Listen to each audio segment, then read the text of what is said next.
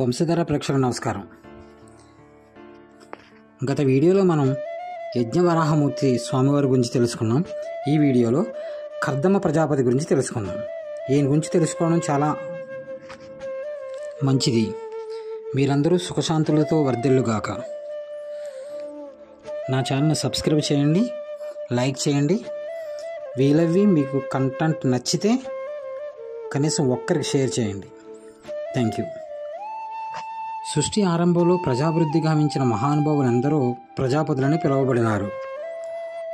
వారందరూ బ్రహ్మదేవుని సంతానము. బ్రహ్మ కూడా తన సంతానం లాగానే ప్రజాపతిగా పేర్కొనబడినాడు. భగవంతుని ఆజ్ఞ మేరకు సృష్టి కార్యానికి సంసిద్ధుడైన బ్రహ్మ అనేక రకాలైన వృష్టాలను గావించినప్పటికీ సృష్టి చక్కగా విస్తరించలేదు. అందువలన అతడు తీవ్రమైన తపస్సు, ఆరాధన, సమాధి, భక్తి యోగమును కలిగినవాడే ఇంద్రియ నిగ్రహములతో మహర్షులను సృజించాడు.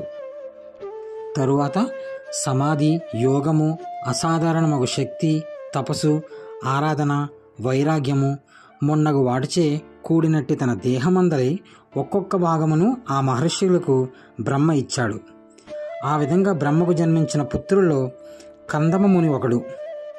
ప్రజాసృష్టిలో అతడు విశేష పాత్రను పోషించిన కారణంగా కర్దమ ప్రజాపతిగా ప్రసిద్ధి చెందాడు. తండ్రి అయిన బ్రహ్మచే ప్రజాభివృద్ధికి ఆదేశించబడిన కర్దమ ముని మొట్టమొదట సరస్వతీ తీరంలో 10,000 సంవత్సరాలు తపస్సు చేశాడు. ఏదైనా బృహత్కార్యం చేయాలంటే భగవత్ అనుగ్రహం దానికి కావాలి. దాని కొరకు తపోధానాదులు అవసరమవుతాయి. సత్యయుగంలో ఆయు పరిమితి 1,00,000 సంవత్సరాలు కాబట్టి కర్దమ ముని 10,000 సంవత్సరాలు ధ్యానం చేశాడు. పూర్ణత్వ ప్రాప్తికై వాల్మీకి 60,000 సంవత్సరాలు ధ్యానం చేశాడని కూడా మనము విన్నాము. అబద్ధంతో నిండినది, కలహపూర్వితమైనది, కపట భూయిష్టమైనది అయిన కలియుగంలో మనిషి ఆయువు అత్యంత అల్పమైనది. రోజుకి కేవలం 15 నిమిషాల పాటు చేసే ధ్యానంతో అతడు పూర్ణత్వం ఎలా సిద్ధిస్తుంది? అందుకే శాస్త్రాలు అతన్ని హరినామ సంకీర్తన విధానాన్ని తెలియజేశాయి. ఆ విధంగా కలియుగంలో హరినామ సంకీర్తనకు అన్యమైన విధానము లేనే లేదని ముమ్మరు నొక్కి చెప్పబడింది. కర్దమ ముని యొక్క తపోధ్యానాదులకు సంతృష్టుడైన శ్రీహరి అతనికి ప్రత్యక్షమయ్యాడు. ఆకాశ మధ్యమున గరుడునిపై నిలిచినట్టి ఆ దేవదేవుడైన చతుర్భుజుడు పితాంబరమును కట్టి సూర్యతేజంతో ప్రకాశించసాగాడు. సుందర దరహాసంతో తనను వీక్షిస్తున్నట్టి భగవానుని కర్దముడు ములికితహస్తుడై కీర్తించాడు. కర్దముడు చేసిన నిఘ్నపటమైన సూక్తికి మదముందిన భగవంతుడు అనుగ్రహంతో ఇలా పలికాడు: నీ మనసులో ఏదున్నదో తెలుసుకుని ఆ కోరికను తీర్చడానికే నేను అన్ని ఏర్పాట్లు చేశాను. భక్తితో నన్ను అర్చించి సేవించే వారికి, ముఖ్యంగా సమస్తాన్ని నాకే అర్పించినట్టు వారికి ఏనాడునూ నిరాశ కలగదు. ధరణిని పాలిస్తున్నట్టి స్వయంభువ మనువుకు యుక్త వయస్కురాలైన పుత్రిక ఒకది ఉన్నది. ఆమెను నీకు భారీగా సమర్పించడానికి మనువు దంపతులు ఇచ్చటకు రానున్నారు. ఆ కన్య నిన్ను భర్తగా వరించి ఉన్నది. ప్రజాభివృద్ధికై ఎటువంటి పత్నిని గురించి నీవు ఆలోచిస్తున్నావో అట్టి యోగ్యత కలిగినదే ఈ రాకుమార్తె. ఆమె గర్భమున నీకు 9 మంది పుత్రులు కలుగుతారు. వారి ద్వారా ఋషులు సంతతిని వృద్ధి చేస్తారు. తర్వాత నేను స్వంసకలతో నీ పత్ని గర్భమున జన్మించి సంఖ్యాశాస్త్రాన్ని ఉపదేశిస్తాను. నా ఆదేశపాలనతో నిగ్ఘలాంకుడివై నీవు చివరకు నన్ను పొందుతావు. శ్రీహరి ఆ విధంగా పలికి గరుడ వాహనం మీద తిరిగి తన లోకానికి వెళ్ళిపోయాడు. గరుడిని రెక్కల కదలికకు సామవేద మంత్రాలు వినిపించడము కర్దముడు గమనించాడు. తర్వాత భగవంతుడు ముందుగానే చెప్పిన సంఘటనల కొరకు ఎదురుచూస్తూ అతడు ఆ ప్రాంతంలో వసించాడు. తన అనుగ్రహమును కోరి కర్దముడు తపస్సు చేయగా దర్శనమొసగిన భగవానుడు అతని ఎడ కరుణ, విశ్వముడైనప్పుడు నేత్రాల నుండి అశ్రుబిందువులు రాలి అక్కడ బిందు సరోవరము ఏర్పడింది. ఆ బిందు సరోవరము చెంతనే కర్తమముని వేచి ఉన్నాడు. శుభముహూర్తము అరుదించగానే స్వయంభువు మనువు తన భార్య పుత్రులతో కూడి ఆ ప్రాంతము చేరుకున్నాడు. వెంటనే కర్తమునికి వంగి నమస్కరించాడు. ఆ ముని చిరకాలము తపస్సు చేసి ఉన్నప్పటికీ ఎంతమాత్రమూ దేహము కృషించలేదు. అతని శిరోజాలు జడలు కట్టాయి. అతడు నారవస్త్రములను ధరించి ఉన్నాడు. అయినా ఆ ముని దివ్య తేజంతో ప్రకాశిస్తున్నాడు. అటువంటి కర్తమముని మౌనము దాల్చిన మనువును ఆశీర్వదించి అతని రాకకు కారణం అడిగాడు. సమస్త భూమండలానికి చక్రవర్తి అయినటువంటి స్వయంభూ మనువే సాక్షాత్తుగా తన ఆశ్రమానికి విచ్చేసినప్పుడు అతని వాంఛితాన్ని తీర్చడము తన కర్తవ్యమని కర్దమముని తెలిపాడు. అప్పుడు మనువు బ్రాహ్మణుల దివ్య స్థితిని స్తుతించిన వాడై తన కన్యక యొక్క వివాహము గురించి ప్రస్తావించాడు. ప్రియవ్రత, ఉత్తన పాదాల సోదరి అయిన ఆమె తగిన భర్తను కోరియున్నదని వినతి చేశాడు.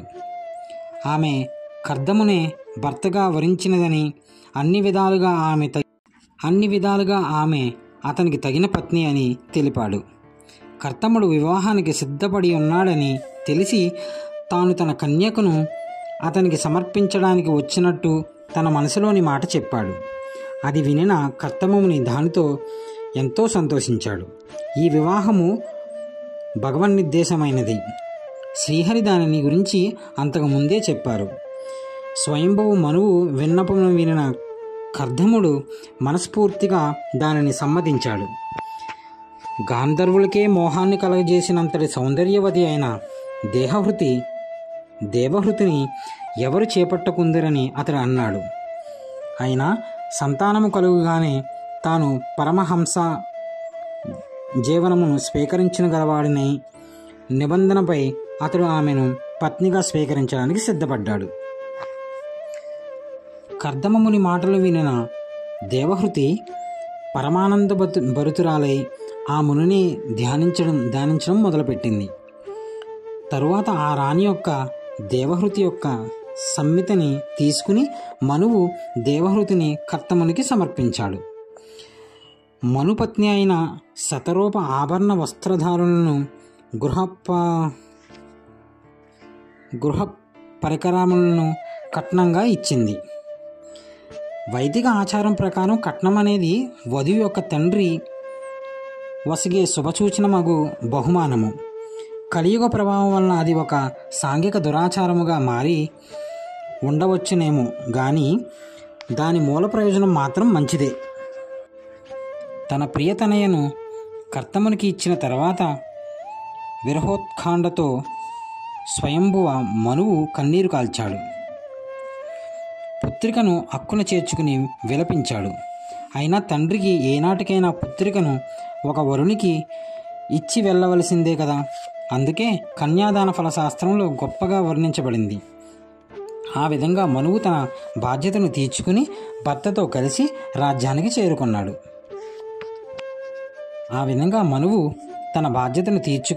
భార్యతో కలిసి రాజ్యానికి చేరుకున్నాడు. రాజు రాజ్యానికి తిరిగి వచ్చాడని తెలిసి ప్రజలందరూ స్తోత్రము చేస్తూ ఆహ్వానించారు. అతని రాజధాని అయిన బర్వష్మతీపురము ఎంతో సుప్రసిద్ధమైనది. విష్ణువు వరాహావతారమును ధరించినప్పుడు రోమములు రాలినట్టు ప్రదేశము గనుక అది సర్వదా సంప్రాప్తి నృత్యం అయినట్టుది. అచ్చడి త్రివిధ తాపములు ఉండవు. మనువు రాజశ్రీ కనుక భౌతిక సుఖమునైన కృష్ణ వాతావరణంలోనే అనుభవించాడు. అందువలన అతను ఎన్నడూ దిగజారలేదు. తత్ఫలితంగా ఆయువు క్రమంగా గడిచిపోయినప్పటికీ అది వ్యర్థం మాత్రం గడిచిపోలేదు. ఆ విధంగా 71 యుగచక్రములు ఆయువు అతనికి గడిచిపోయింది. అతడు గతిత్రయాన్ని దాటి దివ్యస్థితిని నెలకొన్నాడు. ఇక కర్దమ ప్రజాపతి ఆశ్రమంలో దేవహృతి తన భర్తను గౌరవ ఆరాధనలతో సేవించింది. భవానీ తన భర్త అయిన శివుని సేవించిన విధముగానే ఆమె ఎంతో ప్రేమతో అతన్ని పూజించింది. ఆ విధంగా సుకుమారి అయిన దేవహృతి భర్త సేవలో నిలిచి క్రమంగా దుర్బలమైంది. వ్రతానుష్ఠానం వలన ఆమె బక్క చిక్కింది. ఆమె పతిసేవ తత్పరతకు మిక్కిలి మొదమొందిన కర్దముని ఆమెను వరమును కోరుకోమన్నాడు. అప్పుడు ఆమె తనకు సంతానం కావాలని కోరుకున్నది.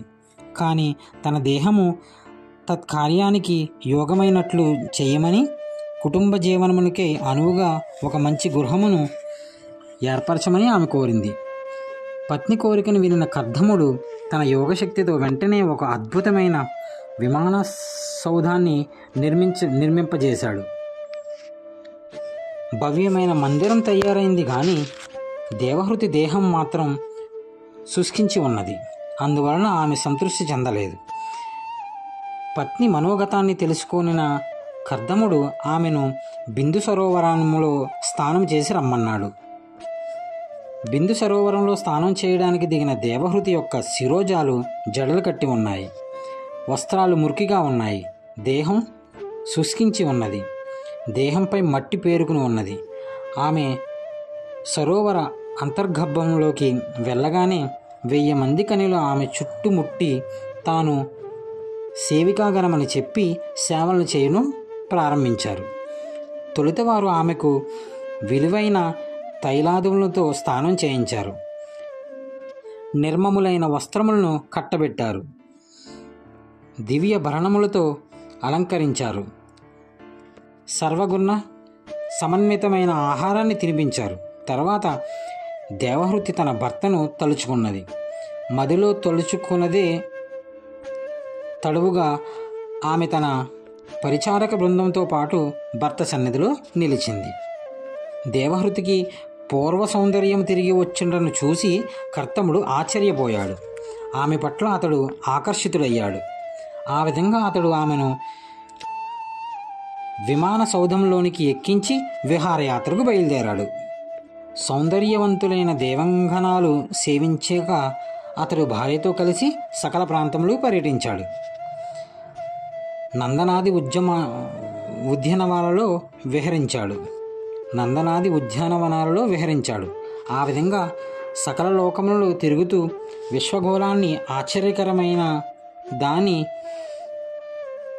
వివిధ ఏర్పాట్లను కర్దముడు తన పత్నికి దర్శింపజేసి తిరిగి తన ఆశ్రమ ప్రాంతానికి చేరుకున్నాడు. తరువాత అతడు సంతానవాచనం పొంది ఉన్నట్టి తన పత్నిని సంతోషపెట్టడానికి 9 రూపాలను ధరించి ఆమెతో రమించాడు. ఆ విధంగా పెక్కు సంవత్సరములు క్షణంలాగా గడిచిపోయాయి. కర్తముడు ఆ రీతిలో 9 రూపాల్లో తన యోగశక్తి ద్వారా విస్తరించాడు. కానీ శ్రీకృష్ణుడు ద్వారకాపురిలో 16,108 రూపాలకి విస్తరించి తన రాణులతో కలిసి అనేక సంఖ్యలో గల అంతర్పురాలలో విహరించడానికి దశమస్కందంలో మనకు వివరిస్తున్నది. అందుకే శ్రీకృష్ణుడు యోగేశ్వరుడయ్యాడు. యోగి అయిన వాడు 8 లేదా 9 రూపాయల కంటే ఎక్కువ రూపాలకి విస్తరించలేడు. కానీ ఆ దేవదేవుడు అనంత రూపాలలోకి విస్తరించగలిగాడు. కర్దమ దేవహృతులు ఆ రీతిగా సంసార సుఖములో మునిగి తేలుచుండగా 100 శరదృతువులు గడిచిపోయాయి. అప్పుడు కర్దముడు 9 రేతస్కలములచే దేవహృతికి గర్భధానము గావించాడు. ఆ రోజు ఆమెకు 9 మంది పుత్రులు జన్మించారు. వారందరూ చక్కగా సౌందర్యవంతులు, దేహములు చక్కగా తీర్చిదిద్దబడినవారు, కమలములు బోలిన కమల సుగంధమనే కలిగిన వారు అయి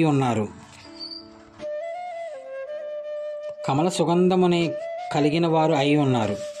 భార్య సంతానవతి కాగానే కర్తముడు గృహపరిత్యాగం చేసి వెళ్ళిపోవడానికి సిద్ధపడ్డాడు.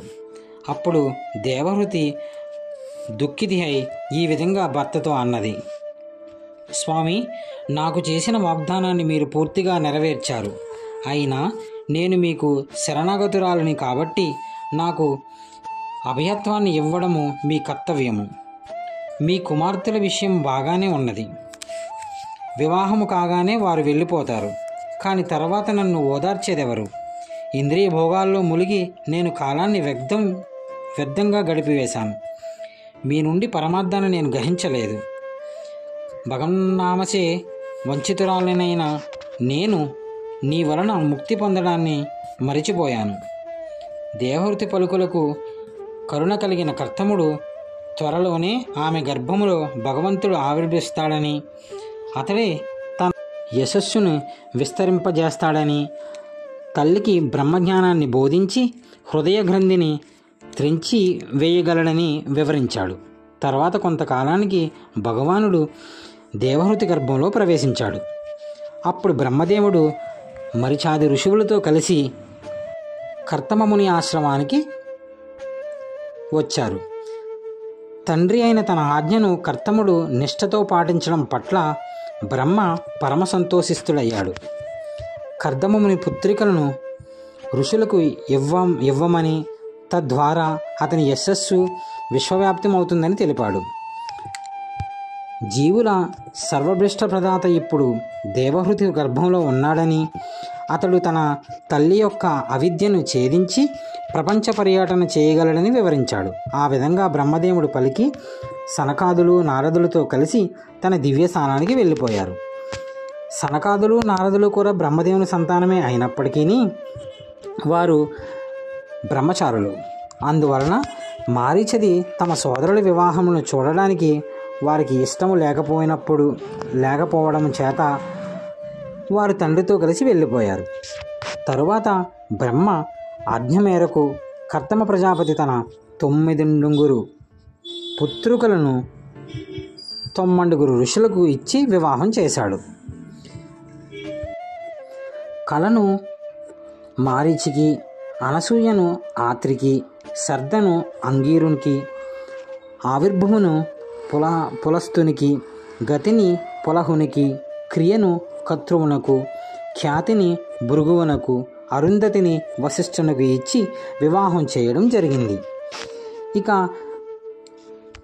శాంతిని అందర్వునికి ఇచ్చి వివాహం చేశాడు. ఆ విధంగా వివాహాలు చక్కగా జరిగిన తర్వాత ఋషులు మామగారి నుండి సెలవు తీసుకుని తమ ఆశ్రమాలకి వెళ్ళారు. కుమార్తెలకు వివాహం చేసి పంపివేసిన తర్వాత కర్దమ ప్రజాపతి తన ఇంటిని భగవానుడు ఆవిర్భవించాడని అవగతము చేసుకుని ఏకాంతముగా ఆ దేవదేవుని కలుసుకుని స్తుతించాడు. దేవా, భక్తుల గౌరవాన్ని ఇనుమడింపజేసి నీవు నీ వాక్కు నిజం చేయడానికి, వాస్తవమైన జ్ఞానాన్ని వ్యాప్తి చేయడానికి నా ఇంటిలో అవతరించావు. నీవు భౌతిక రూపరహితుడవు. నీవి అసంఖ్యారూపములు. నీ జన్మము వలన ఇప్పుడు నేను పితృణం నుండి బయటపడ్డాను. నా అభీష్టమును కూడా తీరిపోయాయి. కనుక ఇప్పుడు నేను సన్యాసాశ్రమాన్ని స్వీకరించగోరుతున్నాను. సదా నిన్నే హృదయంలో తలపోస్తూ నేను సర్వత్రా స్వరింపగోరుతున్నాను. కర్తమ ప్రజాపతి సూక్తులకి మొదమందిన కపిల భగవానుడు అతనితో నీవు పుత్రుడనైతావని చెప్పాను కనుక నీకు పుత్రుడనవుతానని చెప్పాను గనుక దానిని సత్యము చేయడానికే నీ ఎంట నేను అవతరించాను. ఈ జగత్తులో సంఖ్యాతత్వాన్ని వివరించడమే ఈ ప్రస్తుత అవతార ప్రయోజనము. నీ కర్మలనన్నిటినీ నాకే అర్పించి ఇచ్ఛానుసారముగా వెళ్ళు. దూర్జయమగు మృత్యువుని జయించి అమృతతత్వాన్ని పొందు. పరమాత్ముడైన నన్ను నీవు నీ బుద్ధి ద్వారా హృదయములో దర్శించగలుగుతావు. ఆ విధంగా నీవు రహితమైన నిత్య జీవనాన్ని పొందుతావు. ఆధ్యాత్మిక జీవనానికి ద్వారమైనట్టి ఉత్తమమైన జ్ఞానాన్ని నేను నా తల్లికి కూడా బోధిస్తాను. కర్మఫలాన్ని నశింపజేసుకుని పూర్ణత్వాన్ని, ఆత్మానుభవాన్ని ఆమె పొందుతుంది. తద్వారా భయం నుండి ఆమె దూరమవుతుంది అన్నాడు. పుత్రుని రూపంలో ఉన్న పరందమునికి అప్పుడు కర్తమ ప్రజాపతి ప్రదక్షిణ నమస్కారం గావించి సంతృష్టి చెంది మనసుతో వనానికి వెళ్ళిపోయాడు. తత్ఫలితంగా అతడు బుద్ధ జీవనం నుండి ముక్తుడై దేవదేవుడు వసుదేవుణ్ణి భక్తియుత సేవలో నెలకొల్పుకున్నాడు. భగవానుడు ఎల్లరి హృదయాల్లో విరాజమానుడై ఉంటాడని, పరమాత్ముడు అతని యందు ఎల్లరూ నిలిచి ఉంటాడని కర్తముడు దర్శించగలిగాడు. అదే అత్యున్నత భక్తి యోగ స్థితి. చివరకు భాగవతాగతిని పొందాడు. భక్తి ద్వారా భగవంతుని ప్రాప్తిని పొందిన వారి గురించిన చర్చలో మొట్టమొదటి పేర్కొన్నది కర్తముడు, దేవహృతి దంపతులే. గృహస్థ జీవనంలో ప్రవేశిస్తే భగవత్ప్రాప్తి అవకాశాలు తగ్గిపోతాయనే అపోహకు ఈ దంపతుల చరిత్ర చక్కని సమాధానము. కాబట్టి గృహస్థాశ్రమంలో ఉన్నవారు ఏమాత్రము చింతించక దృఢ సంకల్పముతో కృష్ణ సేవలో నెలకొని చమర లక్ష్యమైన భగవద్ధామ ప్రాప్తిని పొందాలి. జై శ్రీకృష్ణ.